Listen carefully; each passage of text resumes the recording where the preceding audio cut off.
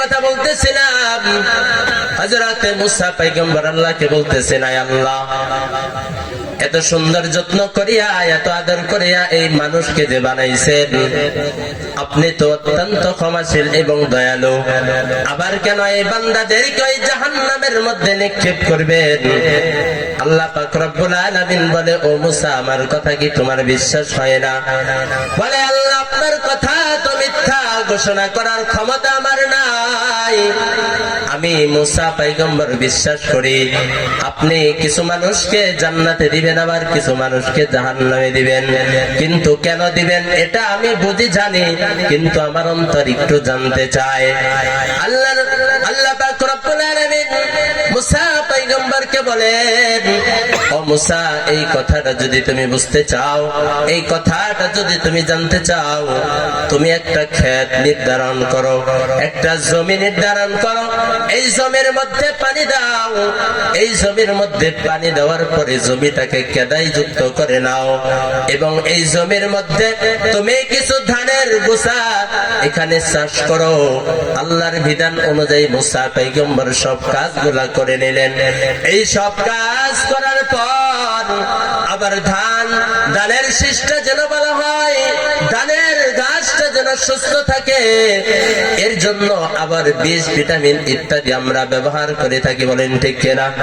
আমার ভাইরা, আমার বাবাজিরা রে, আল্লাহ প্রশ্ন করে, হে মুসা, তোমাকে যে ধান লাগাইতে বলছে, আবার ধানের মধ্যে বীজ দাও কেন? বলে, আল্লাহ, এই ধানের চারাটা যেন সুন্দর থাকে, গাছটা যেন ভালো থাকে, গাছটা যেন সুন্দর থাকে, কারণ গাছটা যদি সুন্দর না থাকে, গাছটা যদি ভালো না থাকে, ওই গাছ থেকে ভালো ফলন আশা করা যায় না, বলেন ঠিক কিনা? ঠিক তেমনি ভাবে আমরা তো আল্লাহর গোলামি করব, ইবাদত করব। আল্লাহর নবী এজন্যই ঈমানের সাথে আল্লাহকে ভয় করতে বলেছেন, কারণ আমি ইবাদত করব, আমি সুদ খাইব, আমি ইবাদত করব, আমি ঘুষ খাইব, আমি ইবাদত করব, আমি মিথ্যা কথা বলবো, আমি ইবাদত করব, আবার গুনাহ করব। এই ইবাদতটা আমার আপনার পরিপূর্ণ ইবাদত হবে না। আর পরিপূর্ণ ইবাদত যদি না হয়, আমার আপনার ইবাদতটা আল্লাহর আসমান পর্যন্ত পৌঁছাবে না, বলেন ঠিক কিনা? গাছের মধ্যে ফলন আশা করা যায়, গাছটাকে যেরকম শুধরানো লাগে, গাছটাকে সমস্ত পোকামাকড় থেকে তাকে আলাদা করার পর সুন্দর ফসল আশা করা যায়। ঠিক বাবা, আল্লাহর গোলামি তখনই আমার পরিপূর্ণ হবে যখন আমি আর আপনি সঠিকভাবে আল্লাহর গোলামি করতে পারবো, সমস্ত গুনাহগুলোকে ছেড়ে দিতে পারবো, তখন অবশ্যই অবশ্যই আমার আপনার আমলটা আল্লাহ পর্যন্ত পৌঁছাবে, বলেন ঠিক কিনা? এজন্যই বাবাজিরা আমার, মুসা পয়গম্বর আস্তে আস্তে এরকম ভাবে ধানের শীষগুলাকে সুন্দর করে ফেলছে।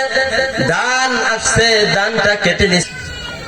এবার ধানটাকে যখন আলাদা করে নিয়েছে, ধানটাকে আলাদা করার পরে যেই খের খোটা, যে আবর্জনা, যে ময়লাগুলো আছে, এইগুলাকে আগুন দ্বারা পড়িয়া দিছে। এবার আল্লাহ পাক রব্বুল আলামিন বলে, ও মুসা, ও মুসা, এই যে তুমি ধানটাকে আলাদা করে নিলা, তুমি তো ধানের যত্ন করো নাই, যত্ন তো করেছো ধানের গাছের, বলেন ঠিক কিনা? তুমি কেন গাছের যত্ন করে গাছটাকে আগুন দিয়ে পুড়িয়ে দিচ্ছ, আর ফসলটাকে নিয়ে ঘরের মধ্যে উঠাইছ? মুসা পয়গম্বর বলেন, আমি যদি গাছের যত্ন না নিতাম, এত সুন্দর ফসল আমি পাইতাম না, বলেন ঠিক কিনা? আল্লাহ হাজারো নিয়ামত আমাকে আপনাকে দিয়েছে, আল্লাহ আমার আপনার কাছ থেকে একটা ফসল চাই, যেটার নাম হলো ইবাদত, বলেন ঠিক কিনা? আমার ভাইয়ের, আমার বাবাজিরা, ঠিক তেমনি ভাবে ফসলটা হাতে নিল, খের খোটাটাকে যখন পড়ে সারখার করে দিল, তখন মুসা পয়গম্বর বলে, আল্লাহ, এখন আমি বুঝতে পেরেছি কিছু বান্দাকে কেন তুমি জাহান্নামে নিক্ষিপ্ত করবা, আবার কিছু বান্দাকে কেন তুমি জান্নাতে দেবা। এইজন্য আল্লাহ বলেন, ও বান্দা, আমি আল্লাহকে যদি মহব্বত করো, তাহলে নবীকে অনুসরণ করো, অনুকরণ করো। নবীকে অনুসরণ অনুকরণ করলে আমি আল্লাহ পাক রব্বুল আলামিন তোমাকে মহব্বত করব, ভালোবাসবো, তোমার জীবনের গুনাহ খাতা মাফ করে দিব, কারণ আমি আল্লাহ পাক ক্ষমাশীল এবং অত্যন্ত দয়ালু, বলেন ঠিক কিনা? এজন্যই বাবা, জীবদ্দশায় আল্লাহকে ভালোবাসতে হবে, আল্লাহ লালন করতে হবে। এই অবস্থায় যদি আমার আপনার মৃত্যু হয়, আল্লাহর নবী বলেন মৃত্যুর স্বাদ গ্রহণ করতে দেরি হবে, আল্লাহর জান্নাতে যাইতে দেরি হবে না। বলেন ঠিক কিনা?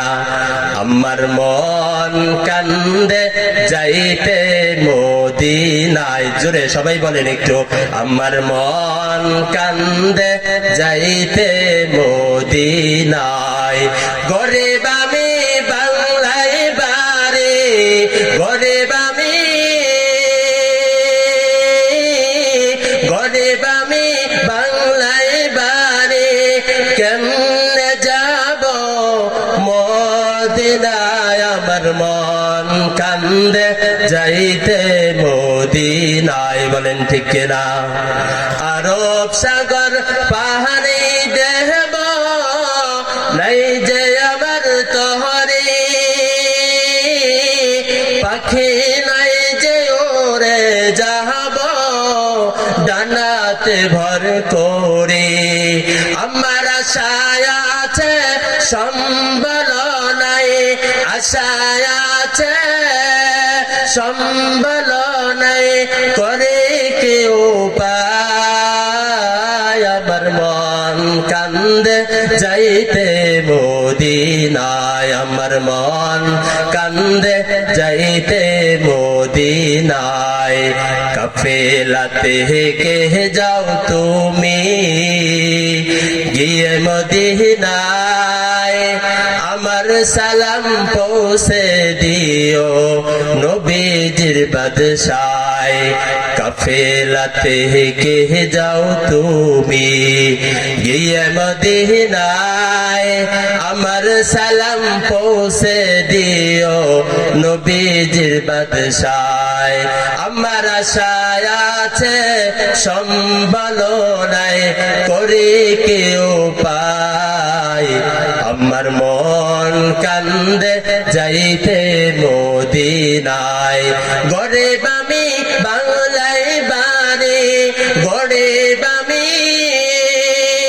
বাংলায় বাড়ি, কেমনে যাব মদিনায়? আমার মন কান্দে যাইতে মদিনায়। বলেন ঠিক কিনা?